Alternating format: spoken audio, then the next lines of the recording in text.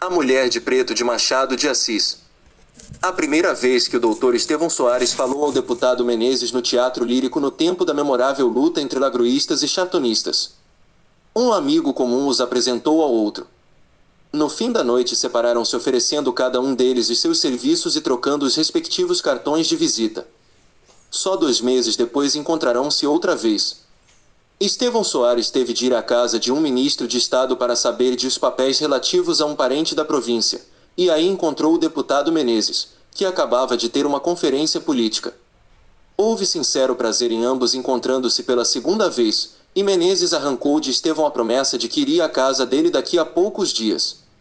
O ministro depressa despachou o jovem médico. Chegando ao corredor, Estevão foi surpreendido com uma tremenda batega d'água, que nesse momento caía. Começava a alagar a rua. O rapaz olhou a um e outro lado a ver se passava algum veículo vazio, mas procurou.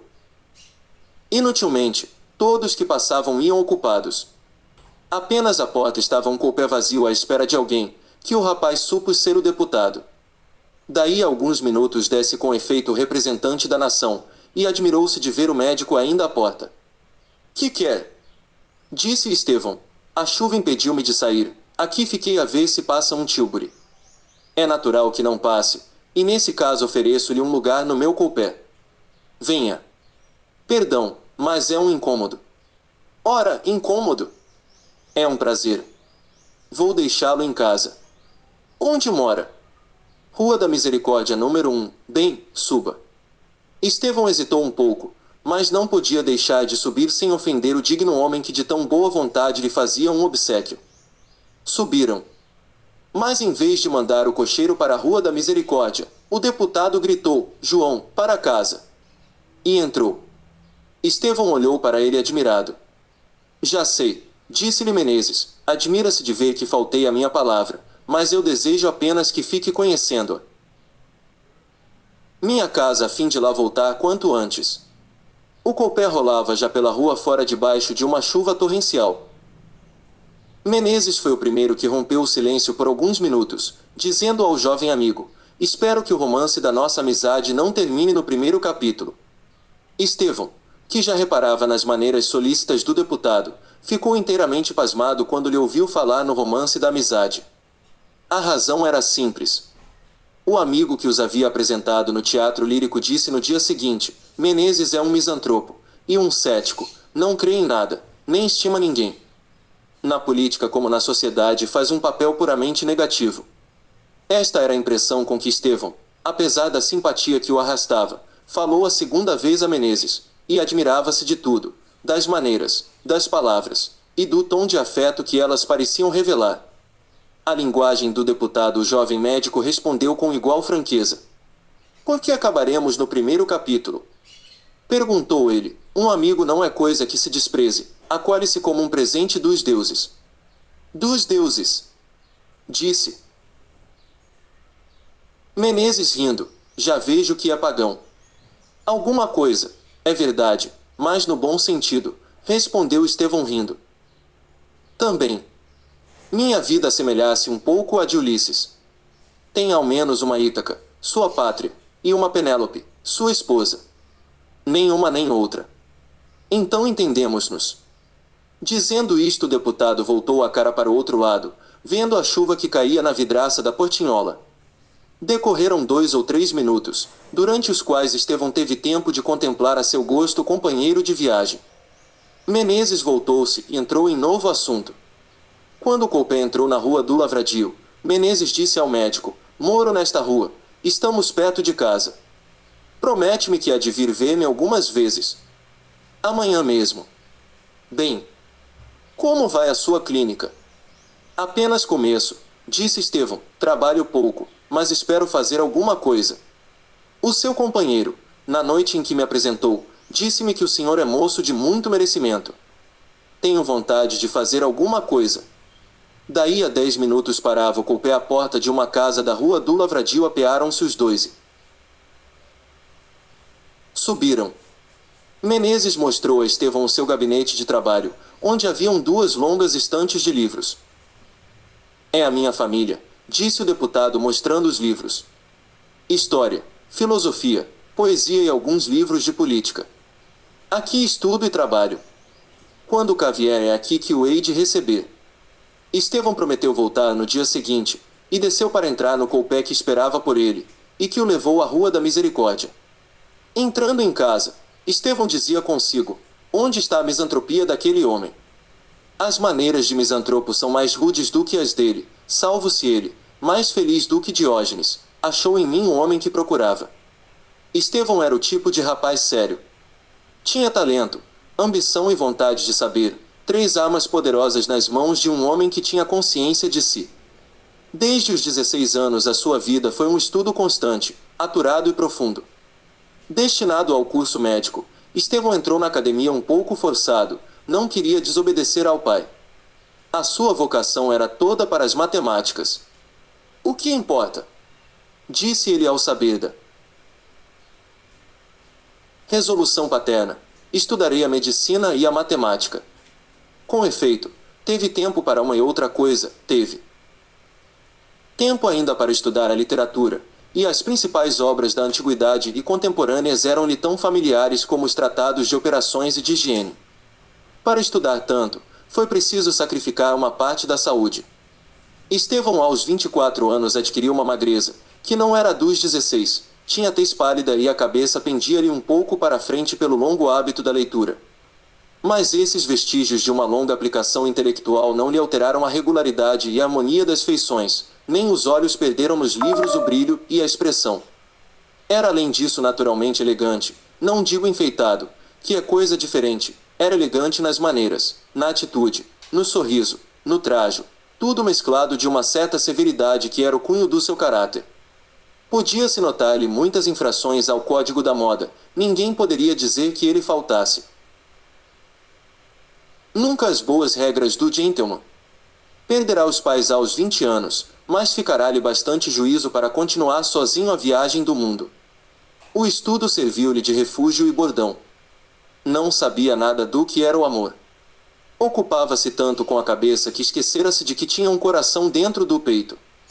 Não se infira daqui que Estevão fosse puramente um positivista. Pelo contrário, a alma dele possuía ainda em toda a plenitude da graça e da força as duas asas que a natureza lhe dera. Não raras vezes rompia ela do cárcere da carne para ir correr os espaços do céu, em busca de não sei que ideal mal definido, obscuro, incerto. Quando voltava desses êxtases, Estevão curava-se deles enterrando-se nos volumes à cata de uma verdade científica. Newton era o antídoto de Goethe. Além disso, Estevão tinha ideias singulares. Havia um padre, amigo dele, rapaz de 30 anos, da escola de Fénelon, que entrava com Telêmaco na ilha de Calipso. Ora, o padre dizia muitas vezes a Estevão que só uma coisa lhe faltava para ser completa, era casar-se. Quando você tiver, dizia-lhe, uma mulher amada e amante ao pé de si, será um homem feliz e completo. Dividirá então o tempo entre as duas coisas mais elevadas que a natureza deu ao homem, a inteligência e o coração. Nesse dia quero eu mesmo casá-lo. Padre Luís, respondia Estevão, faça-me então o serviço completo, traga-me a mulher e a bênção. O padre sorria ao ouvir a resposta do médico, e como o sorriso parecia a Estevão uma nova pergunta, o médico continuava, se encontrar uma mulher tão completa como eu exijo, afirmo-lhe que me casarei. Dirá que as obras humanas são imperfeitas, e eu não contestei, Padre Luís, mas nesse caso deixe-me caminhar só com as minhas imperfeições. Daqui engendra-se sempre uma discussão, que se animava e crescia até o ponto em que Estevão concluía por este modo: Padre Luís, uma menina que deixa as bonecas para ir decorar mecanicamente alguns livros mal escolhidos, que interrompe uma lição para ouvir contar uma cena de namoro, que em matéria de arte só conhece os figurinos parisienses, que deixa as calças para entrar no baile, e que, antes de suspirar por um homem, examina-lhe a correção da gravata, e o apertado do botim.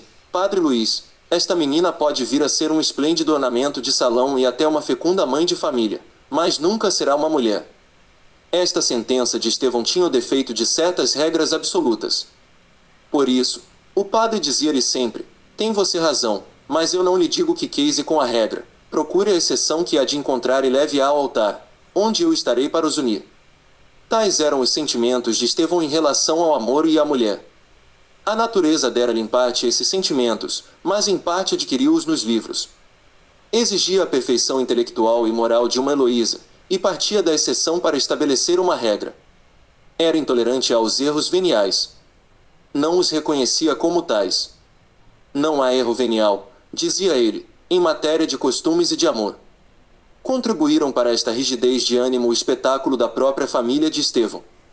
Até aos 20 anos foi ele testemunha do que era a santidade do amor mantido pela virtude doméstica.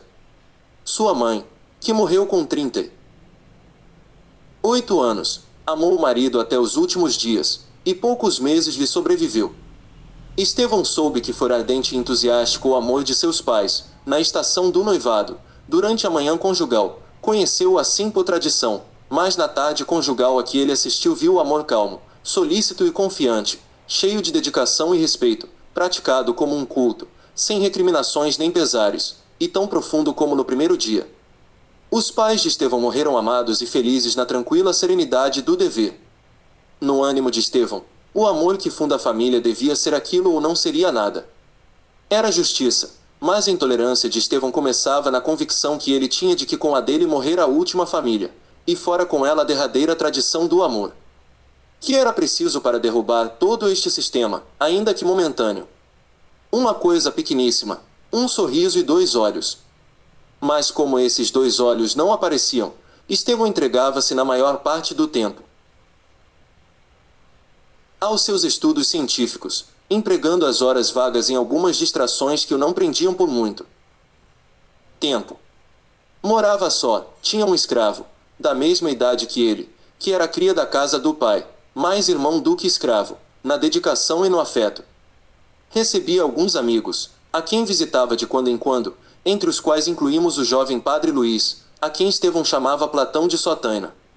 Naturalmente bom e afetuoso, generoso e cavalheiresco, sem ódios nem rancores, entusiasta por todas as coisas boas e verdadeiras, tal era o doutor Estevão Soares, aos 24 anos de idade. Do seu retrato físico já dissemos alguma coisa. Bastará acrescentar que tinha uma bela cabeça, coberta de bastos cabelos castanhos, 2 olhos da mesma cor, vivos e observadores. A palidez do rosto fazia realçar o bigode naturalmente encaracolado. Era alto e tinha mãos admiráveis. Estevão Soares visitou Menezes no dia seguinte. O deputado esperava-o, e recebeu-o como se fosse um amigo velho. Estevão marcou a hora da visita, que impossibilitava a presença de Menezes na Câmara. Mas o deputado importou-se pouco com isso, não foi à Câmara. Mas teve a delicadeza de não dizer a Estevão. Menezes estava no gabinete quando o criado anunciou-lhe a chegada do médico. Recebê-lo à porta. Pontual como um rei, disse-lhe alegremente. Era dever. Lembro-lhe que não me esqueci. E agradeço-lhe. Sentaram-se os dois. Agradeço-lhe porque eu receava sobretudo que me houvesse compreendido mal, e que os impulsos da minha simpatia não merecessem da sua parte nenhuma consideração. Estevão ia protestar. Perdão, continuou Menezes, bem vejo que me enganei, e é por isso que lhe agradeço. Eu não sou rapaz, tenho 47 anos, e para a sua idade as relações de um homem como eu já não têm valor. A velhice, quando é respeitável, deve ser respeitada, e amada, quando é amável. Mas vê-se-a. Não é velho, tem os cabelos apenas grisalhos, pode-se dizer que está na segunda mocidade. Parece-lhe isso. Parece que é. Seja como for, disse Menezes, a verdade é que podemos ser amigos. Quantos anos tem? 24. Olhe lá, podia ser meu filho. Tem seus pais vivos. Morreram há 4 anos. Lembra-me haver dito que era solteiro. É verdade. De que maneira os seus cuidados são todos para a ciência? É a minha esposa. Sim, a sua esposa intelectual, mas essa não basta a um homem como o senhor. Enfim, isso é com o tempo. Está ainda moço. Durante este diálogo, Estevão contemplava e observava Menezes, em cujo rosto batia a claridade que entrava por uma das janelas. Era uma cabeça severa, cheia de cabelos já grisalhos, que lhe caíam em gracioso desalinho. Tinha os olhos negros e um pouco amortecidos, adivinhava-se porém que deviam ter sido vivos e ardentes. As suíças também grisalhas eram como as de Lord Palmerston, segundo dizem as gravuras. Não tinha rugas de velhice, tinha uma ruga na testa, entre as sobrancelhas, indício de concentração de espírito, e não vestígio do tempo. A testa era alta, o queixo, as maçãs do rosto um pouco salientes. Adivinhava-se que devia ter sido formoso no tempo da primeira mocidade, e antevia-se já uma velhice imponente e augusta. Sorria de quando em quando, e o sorriso, embora aquele rosto não fosse de um ancião, produzia uma impressão singular, parecia um raio de lua no meio de uma velha ruína. É que o sorriso era amável, mas não era alegre. Todo aquele conjunto impressionava e atraía. Estevão sentia-se cada vez mais arrastado para aquele homem, que o procurava, e lhe estendia a mão. A conversa continuou no tom afetuoso com que começou. A primeira entrevista da amizade é o oposto da primeira entrevista do amor. Nesta mudez é a grande eloquência, naquela inspira-se e ganha-se a confiança, pela exposição franca dos sentimentos e das ideias. Não se falou de política. Estevão aludiu de passagem às funções de Menezes, mas foi um verdadeiro incidente a que o deputado não prestou atenção. No fim de uma hora, Estevão levantou-se para sair, tinha de ir ver um doente. O motivo é sagrado, se não retinham. Mas eu voltarei outras vezes. Sem dúvida alguma, e eu irei vê-lo algumas vezes. Se no fim de 15 dias não se aborrecer. Olhe, venha de tarde, janta algumas vezes comigo, depois da Câmara estou completamente livre.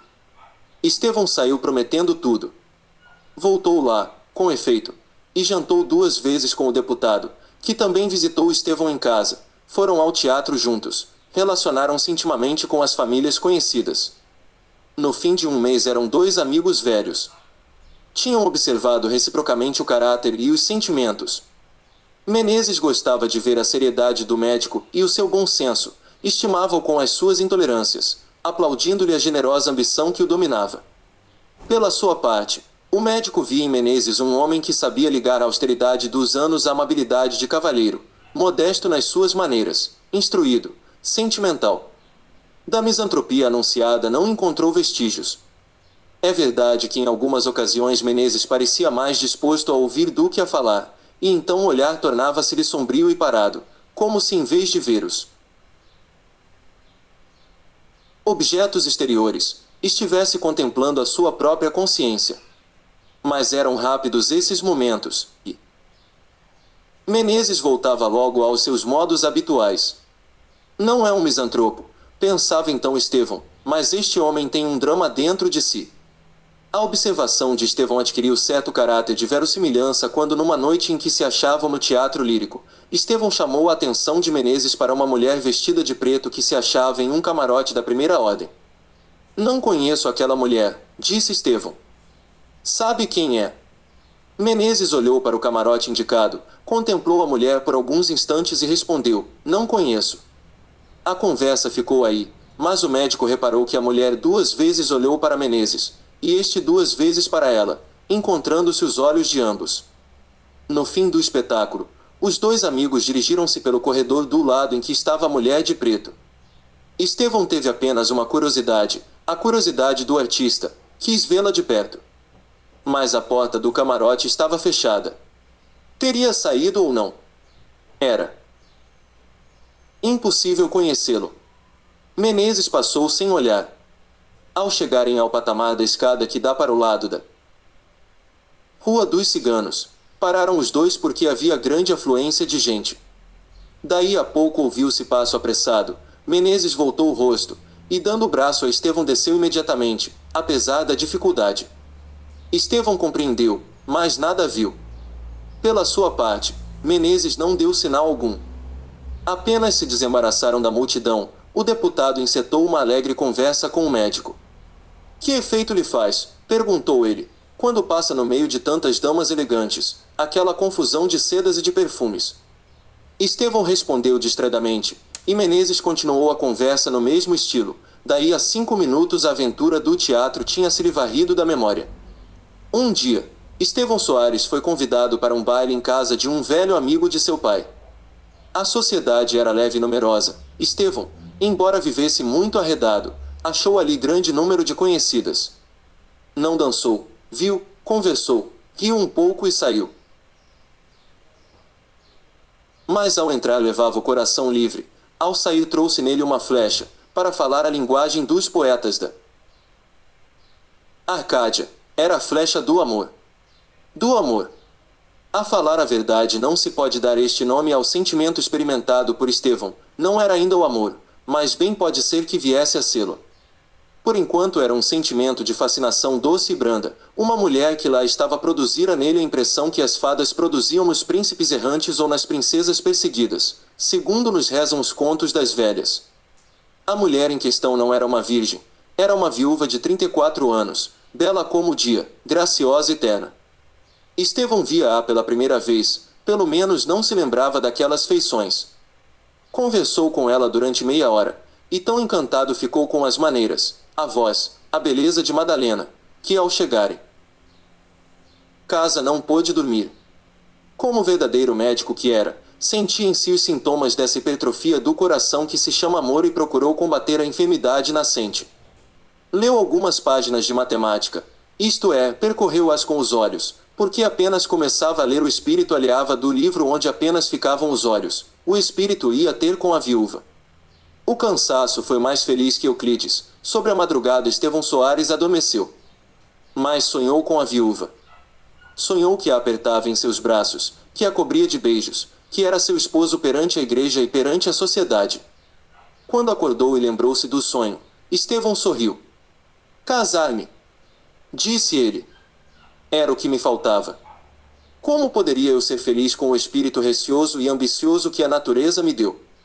Acabamos com isto, nunca mais verei aquela mulher e boa noite. Começou a vestir-se. Trouxeram-lhe o almoço. Estevão comeu rapidamente, porque era tarde, e saiu para ir ver alguns doentes. Mas, ao passar pela rua do Conde lembrou-se que Madalena lhe dissera morar ali, mas aonde?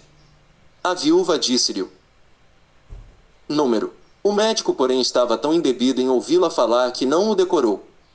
Queria e não queria, protestava para esquecê-la, e contudo daria o que se lhe pedisse para saber o número da casa naquele momento. Como ninguém podia dizer-lhe, o rapaz tomou o partido de ir-se embora. No dia seguinte, porém, teve o cuidado de passar 2 vezes pela rua do Conde a ver se descobria a encantadora viúva. Não descobriu nada, mas quando ia tomar um tílburi e voltar para casa encontrou o amigo de seu pai em cuja casa encontrara Madalena. Estevão já tinha pensado nele, mas imediatamente tirou dali o pensamento, porque ir perguntar-lhe onde morava a viúva era uma coisa que podia traí-lo. Estevão já empregava o verbo trair. O homem em questão, depois de cumprimentar ao médico, e trocar com ele algumas palavras, disse-lhe que ia à casa de Madalena, e despediu-se. Estevão estremeceu de satisfação. Acompanhou de longe o amigo, e o viu entrar em uma casa. Ali, pensou ele. E afastou-se rapidamente. Quando entrou em casa achou uma carta para ele, a letra, que lhe era desconhecida, estava traçada com elegância e cuidado, a carta recendia de sândalo. O médico rompeu o lacre. A carta dizia assim: amanhã tomasse chá em minha casa. Se quiser vir passar algumas horas conosco dá-nos a sumo prazer. Madalena C. Estevão leu e releu o bilhete, teve ideia de levá-lo aos lábios, mas envergonhado diante de si próprio por uma ideia que lhe parecia de fraqueza, cheirou simplesmente o bilhete e meteu-o no bolso. Estevão era um pouco fatalista. Se eu não fosse aquele baile não conhecia esta mulher, não andava agora com estes cuidados, e tinha conjurado uma desgraça ou uma felicidade, porque ambas as coisas podem nascer deste encontro fortuito. Que será? Eis-me na dúvida de Hamlet. Devo ir à casa dela. A cortesia pede que vá. Devo ir, mas irei encouraçado contra tudo. É preciso romper com estas ideias, e continuar a vida tranquila que tenho tido. Estava nisto quando Menezes entrou por casa. Vinha buscá-lo para jantar. Estevão saiu com o deputado. Em caminho fez-lhe perguntas curiosas. Por exemplo, acredita no destino, meu amigo. Pensa que há um Deus do bem e um Deus do mal, em conflito travado sobre a vida do homem. O destino é a vontade, respondia Menezes. Cada homem faz o seu destino. Mas enfim nós temos pressentimentos. Às vezes adivinhamos acontecimentos em que não tomamos parte. Não lhe parece que é um Deus benfazejo que nos segreda?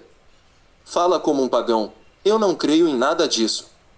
Creio que tenho o estômago vazio, e o que melhor podemos fazer é jantar aqui mesmo no Hotel da Europa em vez de ir à Rua do Lavradio. Subiram ao Hotel da Europa.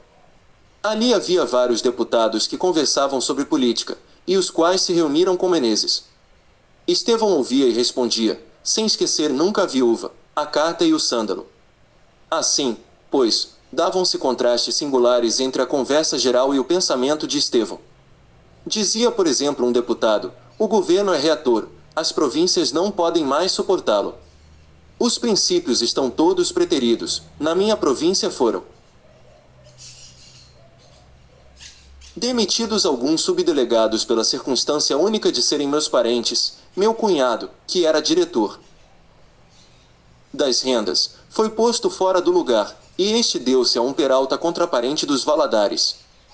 Eu confesso que vou romper amanhã a oposição. Estevão olhava para o deputado, mas no interior estava dizendo isto: com efeito, Madalena é bela, é admiravelmente bela. Tem uns olhos de matar. Os cabelos são lindíssimos, tudo nela é fascinante. Se pudesse ser minha mulher, eu seria feliz, mas quem sabe? Contudo, sinto que vou amá-la. Já é irresistível, é preciso amá-la. E ela?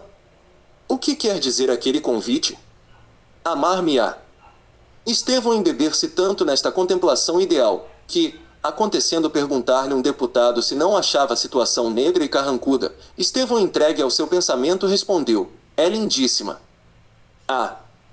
Disse o deputado: vejo que o senhor é ministro da lista. Estevão sorriu, mas Menezes franziu o sobrolho. Compreender tudo. Quando saíram, o deputado disse ao médico: meu amigo, você é desleal comigo. Por quê? Perguntou Estevão. Meio sério e meio risonho, não compreendendo a observação do deputado. Sim, continuou Menezes, você esconde-me um segredo. Eu? É verdade, é um segredo de amor. Ah! Disse Estevão, por que diz isso? Reparei que, ao passo que os mais conversavam em política, você pensava em uma mulher, e uma mulher lindíssima. Estevão compreendeu que estava descoberto, não negou. É verdade, pensava em uma mulher. E eu serei o último a saber. Mas saber o quê? Não há amor, não há nada. Encontrei uma mulher que me impressionou e ainda agora me preocupa, mas é bem possível que não passe disto. Aí está. É um capítulo interrompido, um romance que fica na primeira página. Eu lhe digo, admissei difícil amar. Por quê? Eu sei. Custa-me crer no amor. Menezes olhou fixamente para Estevão, sorriu, abanou a cabeça e disse: olhe, deixe a descrença para os que já sofreram as decepções. O senhor está moço, não conhece ainda nada desse sentimento. Na sua idade ninguém é cético. Demais, se a mulher é bonita, eu aposto que daqui a pouco há de dizer-me o contrário. Pode ser, respondeu Estevão. E ao mesmo tempo entrou a pensar nas palavras de Menezes, palavras que ele comparava ao episódio do teatro lírico. Entretanto, Estevão foi ao convite de Madalena. Preparou-se e perfumou-se como se fosse falar a uma noiva. Que sairia daquele encontro? Viria de lá livre ou cativo? Já seria amado. Estevão não deixou de pensá-lo, aquele convite parecia-lhe uma prova irrecusável. O médico, entrando num tílburi, começou a formar vários castelos no ar. Enfim chegou à casa. Madalena estava na sala acompanhada de um filho. Ninguém mais. Eram 9h30. Viria eu cedo demais? Perguntou ele à dona da casa. O senhor nunca vem cedo. Estevão inclinou-se.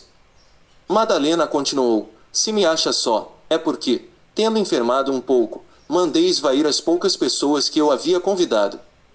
Ah! Mas eu não recebi. Naturalmente eu não lhe mandei dizer nada.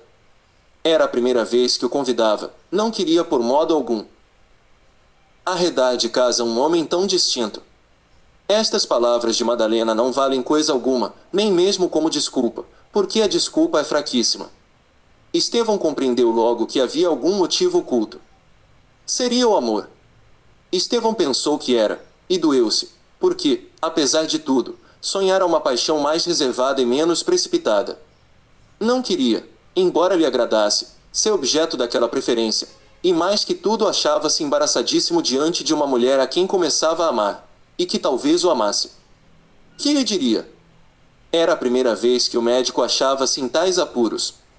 Há toda a razão para supor que Estevão naquele momento preferia estar 100 léguas distante, e contudo, longe que estivesse pensaria nela.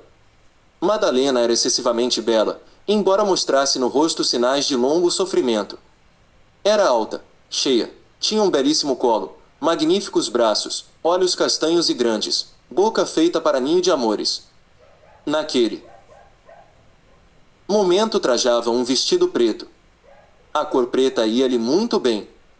Estevão contemplava aquela figura com amor e adoração. Ouvia-a falar e sentia-se encantado e dominado por um sentimento que não podia explicar.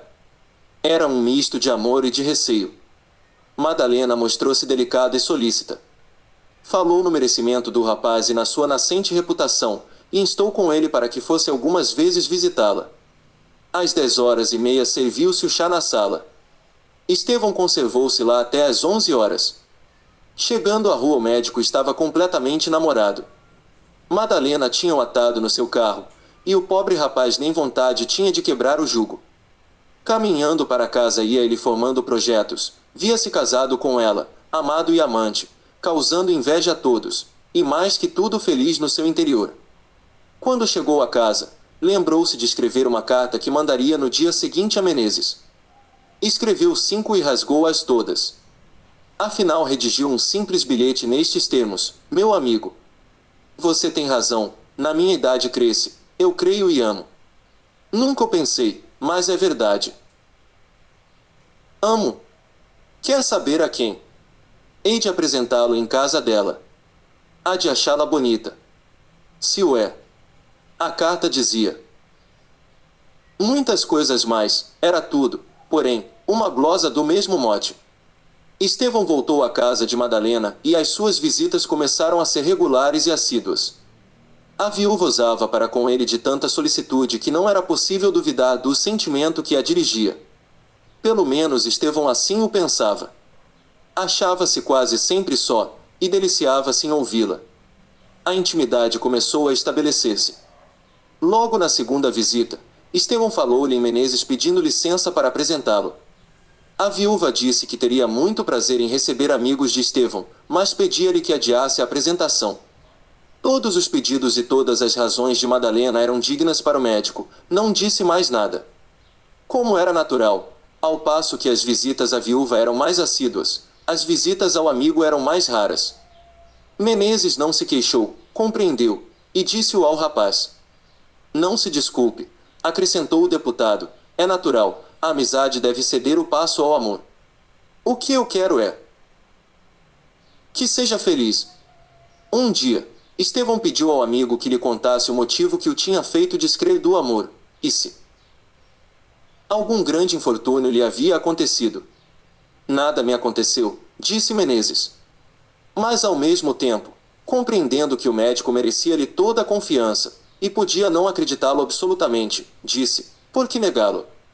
Sim, aconteceu-me um grande infortúnio, amei também, mas não encontrei no amor as doçuras e a dignidade do sentimento, enfim, é um drama íntimo de que não quero falar, limite-se a tateá-lo.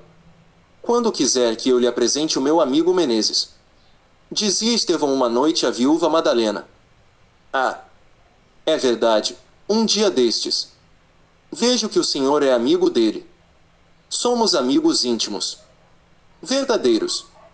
Verdadeiros. Madalena sorriu e, como estava brincando com os cabelos do filho, deu-lhe um beijo na testa. A criança riu alegremente e abraçou a mãe. A ideia de vir a ser pai honorário do pequeno apresentou-se ao espírito de Estevão. Contemplou, chamou por ele, acariciou e deu-lhe um beijo no mesmo lugar em que pousaram os lábios de Madalena. Estevão tocava piano, e às vezes executava algum pedaço de música a pedido de Madalena. Nessas e noutras distrações lá passavam as horas. O amor não adiantava um passo. Podiam ser ambas duas crateras prestes a rebentar a lava, mas até então não davam o menor sinal de si. Esta situação incomodava o rapaz, acanhava, e fazia-o sofrer, mas quando ele pensava em dar um ataque decisivo, era exatamente quando se mostrava mais covarde e poltrão. Era o primeiro amor do rapaz, ele nem conhecia as palavras próprias desse sentimento. Um dia resolveu escrever à viúva. É melhor, pensava ele, uma carta é eloquente e tem a grande vantagem de deixar a gente longe. Entrou para o gabinete e começou uma carta. Gastou nisso uma hora, cada frase ocupava-lhe muito tempo. Estevão queria fugir à hipótese de ser classificado como tolo ou como sensual. Queria que a carta não respirasse sentimentos frívolos nem maus, queria revelar-se puro como era. Mas de que não dependem às vezes os acontecimentos. Estevão estava relendo e emendando a carta quando lhe entrou por casa um rapazola que tinha intimidade com ele. Chamava-se Oliveira e passava por ser o primeiro janota do Rio de Janeiro. Entrou com um rolo de papel na mão. Estevão escondeu rapidamente a carta. Adeus, Estevão, disse o recém-chegado. Estavas escrevendo algum libelo ou carta de namoro? Nenhuma nem outra, respondeu Estevão secamente. Dou-te uma notícia. O que é? Entrei na literatura. Ah, é verdade, venho ler-te a primeira comédia. Deus me livre, disse Estevão levantando-se. Hás de ouvir, meu amigo, ao menos algumas cenas, dá-se acaso que não me protejas das letras. Anda cá, ao menos 2 cenas. Sim, é pouca coisa. Estevão sentou-se. O dramaturgo continuou. Talvez prefira ouvir a minha tragédia intitulada O Punhal de Brutus. Não, não, prefiro a comédia. É menos sanguinária. Vamos lá. O Oliveira abriu o rolo, arranjou as folhas. Tossiu e começou a ler o que se segue, com voz pausada e fanhosa. César, entrando pela direita, João, pela esquerda, César fechada. A sinhá já se levantou. João já, sim senhor, mas está incomodada. César, o que tem? João tem. Está incomodada, César, já sei. Consigo, os incômodos do costume. Ah, João, qual é então o remédio hoje? João, o remédio. Depois de uma pausa, não sei. César, está bom, vai-te. César, Freitas, pela direita, César, bom dia, senhor procurador. Freitas, de causas perdidas. Só me ocupo em procurar as perdidas. Procurar o que se não perdeu é tolice. A minha constituinte. César, disse-me João que está incomodada. Freitas, mesmo para VS. César, sentando-se, mesmo para mim. Por que me olha com esse olhar? Tem inveja. Freitas, não é inveja, é admiração. De ordinário ninguém corresponde ao nome que recebeu na pia, mas o senhor César, benza ao Deus, não desmente que traz um nome significativo, e trata de ser nas páginas amorosas o que foi o outro nas batalhas campais. César, pois também os procuradores dizem coisas destas. Freitas, de vez em quando. Indo sentar-se, VS admira-se. César, tirando charutos. Como não é de costume? Quero um charuto. Freitas, obrigado. Eu tomo rapé. Tira a boceta, quero uma pitada. César, obrigado. Freitas, sentando-se, pois a causa da minha constituinte vai às 1000 maravilhas. A parte contrária requereu assinatura de 10 dias, mas eu vou. César, está bom, senhor Freitas, eu dispenso o resto, ou então não me fale linguagem do foro. Em resumo, ela vence. Freitas, está claro. Tratando provar que César vence, é quanto basta. Freitas, puderam não vencer. Pois se eu ando nisto. César, tanto melhor. Freitas, ainda não me lembro de ter perdido uma só causa. Isto é, já perdi uma, mas é porque nas vésperas de ganhar disse-me o constituinte que desejava perdê-la. Dito e feito. Provei o contrário do que já tinha provado, e perdi. Ou antes, ganhei, porque perder assim é ganhar. César é a fênix dos procuradores. Freitas, modestamente, são os seus bons olhos. César, mas a consciência. Freitas, quem é a consciência? César, a consciência, a sua consciência? Freitas, a minha consciência? Ah, essa também ganha. César, levantando-se, também. Freitas, o mesmo, tem vs alguma demandazinha? César, não tenho, mas, quando tiver, fique descansado, vou bater à sua porta. Freitas, sempre às ordens de V.S. Estevão interrompeu violentamente a leitura, o que desgostou bastante ao poeta novelista. O pobre candidato. As musas mal pôde balbuciar uma súplica. Estevão mostrou-se surdo, e o mais que lhe concedeu foi ficar com a comédia para lê-la depois. Oliveira contentou-se com isso, mas não se retirou sem recitar e de cor uma fala do protagonista da tragédia, em versos duros e compridos, dando-lhe por quebra uma estrofe de uma poesia lírica, no estilo do Jeans de Vitor Hugo. Enfim saiu.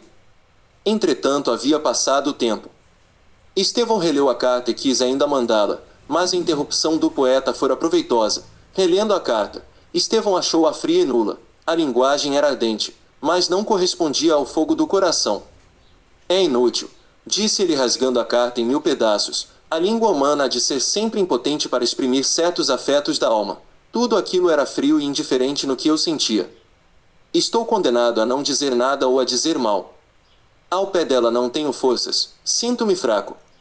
Estevão parou diante da janela que dava para a rua, no momento em que passava um antigo colega dele, com a mulher de braço, a mulher que era bonita, e com quem se casaram um mês antes. Os dois iam alegres e felizes. Estevão contemplou aquele quadro com adoração e tristeza. O casamento já não era para ele aquele impossível de que falava quando apenas tinha ideias e não sentimentos. Agora era uma aventura realizável. O casal que passará deram-lhe nova força. É preciso acabar com isto, dizia ele. Eu não posso deixar de ir àquela mulher e dizer-lhe que a amo, que a adoro, que desejo ser seu marido. Ela amar-me-á, se já me não ama, sim, ama-me. E começou a vestir-se. Quando calçava as luvas e lançava um olhar para o relógio, o criado trouxe-lhe uma carta. Era de Madalena. Espero, meu caro doutor, que não deixe de vir hoje. Esperei-o ontem em vão. Desejo falar-lhe. Estevão acabou de ler este bilhete na escada, com tal pressa descia e tal urgência tinha de achar-se em casa da viúva. O que ele não queria era perder aquele assomo de coragem. Partiu. Quando chegou à casa de Madalena achava-se que estava à janela. Recebeu-o com a costumeira afabilidade. Estevão desculpou-se como pôde por não ter podido vir na véspera, acrescentando que só com desgosto do seu coração havia faltado. Que melhor ocasião do que era essa para lançar a bomba de uma declaração franca e apaixonada? Estevão hesitou alguns segundos, mas tomando ânimo, ia continuar o período, quando a viúva lhe disse, estava ansiosa por vê-lo para comunicar-lhe uma coisa de certa importância, e que só um homem de honra, como o senhor, se pode confiar. Estevão empalideceu. Sabe onde foi que eu vi pela primeira vez? No baile de... Não, foi antes disso, foi no Teatro Lírico. Ah! Lá o vi com o seu amigo Menezes. Fomos algumas vezes lá. Madalena entrou então em uma longa exposição, que o rapaz ouviu sem pestanejar, mas pálido e agitado por comoções íntimas. As últimas palavras da viúva foram estas: bem vê, senhor, coisas destas só uma grande alma pode ouvi-las. As pequenas não as compreendem. Se lhe mereço alguma coisa, e se esta confiança pode ser paga com um benefício, peço-lhe que faça o que lhe pedi. O médico passou a mão pelos olhos, e apenas murmurou, mas... Neste momento entrava na sala o filho de Madalena. A viúva levantou-se e trouxe-o pela mão até o lugar onde se achava Estevão Soares. Se não por mim, disse ela, ao menos para esta criança inocente. A criança, sem nada compreender, atirou-se aos braços de Estevão. O moço deu-lhe um beijo na testa, e disse para a viúva: se hesitei não foi porque duvidasse do que a senhora acaba de contar-me, foi porque a missão é espinhosa, mas prometo que hei de cumpri-la. Estevão saiu da casa da viúva agitado por diversos sentimentos, com passo trêmulo e a vista turva. A conversa com a viúva foi um longo combate, a última promessa foi um golpe decisivo e mortal. Estevão saía dali como um homem que acabava de matar as suas esperanças em flor, caminhava ao acaso, precisava de ar e queria meter-se em um quarto sombrio, quisera ao mesmo tempo estar solitário e no meio de imensa multidão. No caminho encontrou Oliveira, o poeta e novelista. Lembrou-se que a leitura da comédia impedirá a remessa da carta, e portanto poupou-lhe um tristíssimo desengano. Estevão involuntariamente abraçou o poeta com toda a efusão d'alma. Oliveira correspondeu ao abraço, e quando pôde desligar-se do médico, disse-lhe: obrigado, meu amigo, estas manifestações são muito honrosas para mim, sempre te conheci como um perfeito juiz literário, e a prova que acabas de dar-me é uma consolação e uma animação, consola-me do que tenho sofrido, anima-me para novos cometimentos. Seu Torquato Tasso. Diante desta ameaça de discurso, e sobretudo vendo a interpretação do seu abraço, Estevão resolveu-se a continuar caminho abandonando o poeta. Adeus, tenho pressa. Adeus, obrigado. Estevão chegou à casa e atirou-se à cama. Ninguém o soube nunca, só as paredes do quarto foram testemunhas, mas a verdade é que Estevão chorou lágrimas amargas. Enfim, o que lhe dissera Madalena e que exigirá dele? A viúva não era viúva, era mulher de Menezes, viera do norte meses antes do marido, que só veio como deputado, Menezes, que a amava doidamente, e que era amado com igual delírio, acusava-a de infidelidade, uma carta e um retrato eram os indícios, ela negou, mas explicou-se mal, o marido separou-se e mandou-a para o Rio de Janeiro. Madalena aceitou a situação com resignação e coragem, não murmurou nem pediu, cumpriu a ordem do marido. Todavia Madalena não era criminosa, o seu crime era uma aparência, estava condenada por fidelidade de honra. A carta e o retrato não lhe pertenciam, eram apenas um depósito. Imprudente e fatal.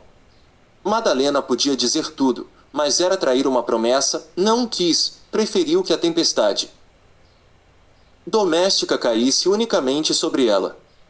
Agora, porém, a necessidade do segredo expirará. Madalena recebeu do norte uma carta em que a amiga, no leito da morte, pedia que inutilizasse a carta e o retrato, ou os restituísse ao homem que lhes dera. Esta carta era uma justificação. Madalena podia mandar a carta ao marido, ou pedir-lhe uma entrevista, mas receava tudo, sabia que seria inútil, porque Menezes era extremamente severo. Vira o médico uma noite no teatro em companhia de seu marido, Indagaray soube que eram amigos, pedia-lhe pois que fosse mediador entre os dois, que a salvasse e que construísse uma família. Não era pois somente o amor de Estevão que sofria, era também o seu amor próprio. Estevão facilmente compreendeu que não fora traído àquela casa para outra coisa. É verdade que a carta só chegará na véspera, mas a carta apenas vinha apressar a resolução. Naturalmente Madalena pedir-lhe-ia, sem haver carta, algum serviço análogo àquele. Se tratasse de qualquer outro homem, Estevão recusaria o serviço que lhe pedia a viúva, mas tratava-se do seu amigo, de um homem a quem ele devia estima e serviços de amizade. Aceitou, pois, a cruel missão. Cumpra-se o destino, disse ele, hei de ir lançar a mulher que amo aos braços de outro, e por desgraça maior, em vez de gozar com este restabelecimento de concórdia doméstica, vejo-me na dura situação de amar a mulher do meu amigo, isto é, de fugir para longe. Estevão não saiu mais de casa nesse dia. Quis escrever ao deputado contando-lhe tudo, mas pensou que o melhor era falar-lhe de viva voz. Embora lhe custasse mais, era de mais efeito para o desempenho da sua promessa.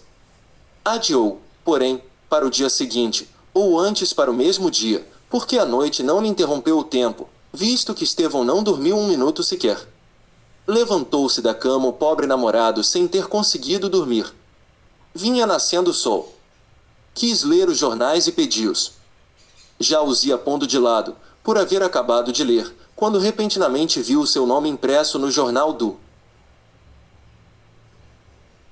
Comércio. Era um artigo a pedido com o título de uma obra-prima. Dizia o artigo: temos o prazer de anunciar ao país o próximo aparecimento de uma excelente comédia, estreia de um jovem literato fluminense, de nome Antônio Carlos de Oliveira. Este robusto talento, por muito tempo incógnito, vai enfim entrar nos mares da publicidade, e para isso procurou logo ensaiar-se em uma obra de certo vulto.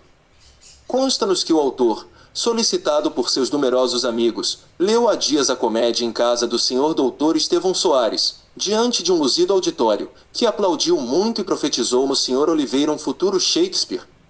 O Sr. Dr. Estevão Soares levou a sua amabilidade a ponto de pedir a comédia para ler segunda vez, e ontem ao encontrar-se na rua com o Sr. Oliveira, de tal entusiasmo vinha possuído que o abraçou estreitamente, com grande pasmo dos numerosos transeuntes. Da parte de um juiz tão competente em matérias literárias, este ato é honroso para o Sr. Oliveira. Estamos ansiosos por ler a peça do Sr. Oliveira, e ficamos certos de que ela fará fortuna de qualquer teatro. O amigo das letras Estevão, apesar dos sentimentos que o agitavam então, enfureceu-se com o artigo que acabava de ler. Não havia dúvida que o autor dele era o próprio autor da comédia. O abraço da véspera fora mal interpretado, e o poeta aproveitará-o em seu favor. Se ao menos não falasse no nome de Estevão, este poderia desculpar a cidadezinha do escritor. Mas o nome ali estava como cúmplice da obra. Pondo de lado o jornal do Comércio, Estevão lembrou-se de protestar, e ia já escrever um artigo quando recebeu uma cartinha de Oliveira. Dizia a carta: meu Estevão. Lembrou-se um amigo meu de escrever alguma coisa a propósito da minha peça. Expliquei-lhe como se dera a leitura em tua casa, e disse-lhe como é que, apesar do vivo desejo que tinham de ouvir lê-la, interrompeste-me para ir cuidar de um doente. Apesar de tudo isto, o meu referido amigo contou hoje no Jornal do Comércio a história alterando um pouco a verdade. Desculpe-o, é a linguagem da amizade e da benevolência. Ontem entrei para casa tão orgulhoso com o teu abraço que escrevi uma ode, e assim manifestou-se em mim a veia lírica, depois da cômica e da trágica. Aí te mando o rascunho, se não prestar, rasga-a. A carta tinha, por engano, a data da véspera. A ode era muito comprida, Estevão nem a leu, atirou-a para um canto. A ode começava assim: sai do teu monte, ó musa. Vem inspirar a lira do poeta, enche de luz a minha fronte ousada, e mandamos aos evos, nas asas de uma estrofe ingente e altíssima, do caro amigo o animador abraço. Não canto os altos feitos de Aquiles, nem traduz os sons tremendos dos rufos marciais enchendo os campos. Outro assunto me inspira. Não canto a espada que dá morte e campa, canto o abraço que dá vida e glória. Como havia prometido, Estevão foi logo procurar o deputado Menezes. Em vez de ir direito ao fim, quis antes sondá-lo a respeito do seu passado. Era a primeira vez que o moço tocava em tal. Menezes não desconfiou, mas estranhou, mas tal confiança tinha nele que não recusou nada.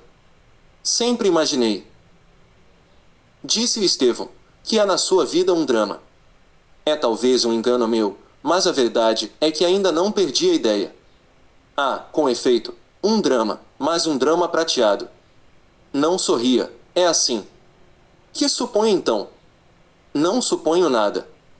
Imagino que pede dramas a um homem político. Por que não? Eu lhe digo. Sou político e não sou. Não entrei na vida pública por vocação, entrei como se entrasse em uma sepultura, para dormir melhor. Por que eu fiz? A razão é o drama de que me fala. Uma mulher, talvez. Sim, uma mulher. Talvez mesmo, disse Estevão procurando sorrir, talvez uma esposa. Menezes estremeceu e olhou para o amigo, espantado e desconfiado. Quem eu disse? Pergunto. Uma esposa, sim, mas não lhe direi mais nada. É a primeira pessoa que ouve tanta coisa de mim. Deixemos o passado que morreu, parece sepultis. Conforme disse Estevão, E se eu pertencer a uma seita filosófica que pretende ressuscitar os mortos, mesmo quando é um passado? As suas palavras, ou querem dizer muito, ou nada. Qual é a sua intenção? A minha intenção não é ressuscitar o passado unicamente, é repará-lo, é restaurá-lo em todo o seu esplendor, com toda a legitimidade do seu direito. O meu fim é dizer-lhe, meu caro amigo, que a mulher condenada é uma mulher inocente. Ouvindo estas palavras, Menezes deu um pequeno grito. Depois de levantando-se com rapidez, pediu a Estevão que lhe dissesse o que sabia e como sabia. Estevão referiu tudo. Quando concluiu a sua narração, o deputado abanou a cabeça com aquele último sintoma de incredulidade que é ainda um eco das grandes catástrofes domésticas. Mas Estevão ia armado contra as objeções do marido. Protestou energicamente pela defesa da mulher, instou pelo cumprimento do dever. A última resposta de Menezes foi esta: meu caro Estevão, a mulher de César nem deve ser suspeitada. Acredito em tudo, mas o que está feito, está feito. O princípio é cruel, meu amigo. É fatal. Estevão saiu. Ficando só, Menezes caiu em profunda meditação. Ele acreditava em tudo, e amava a mulher, mas não acreditava que os belos dias pudessem voltar. Recusando, pensava ele, era ficar no túmulo em que tivera tão brando sono. Estevão, porém, não desanimou. Quando entrou em casa, escreveu uma longa carta ao deputado exortando-o a que restaurasse a família um momento separada e desfeita. Estevão era eloquente, o coração de Menezes com pouco se contentava. Enfim, nesta missão diplomática, o médico teve a suprema habilidade. No fim de alguns dias dissipasse a nuvem do passado, e o casal reunirasse. Como?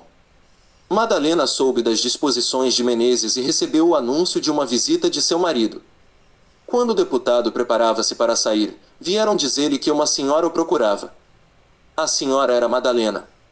Menezes nem quis abraçá-la, ajoelhou-se-lhe aos pés. Tudo estava esquecido. Quiseram celebrar a reconciliação, e Estevão foi convidado para lá passar o dia em companhia dos seus amigos, que lhe deviam a felicidade. Estevão não foi. Mas no dia seguinte Menezes recebeu este bilhete: desculpe, meu amigo, se não vou despedir-me pessoalmente. Sou obrigado a partir repentinamente para Minas. Voltarei daqui a alguns meses. Estimo que sejam felizes, e espero que não se esqueçam de mim. Menezes foi apressadamente à casa de Estevão, e ainda o achou preparando as malas.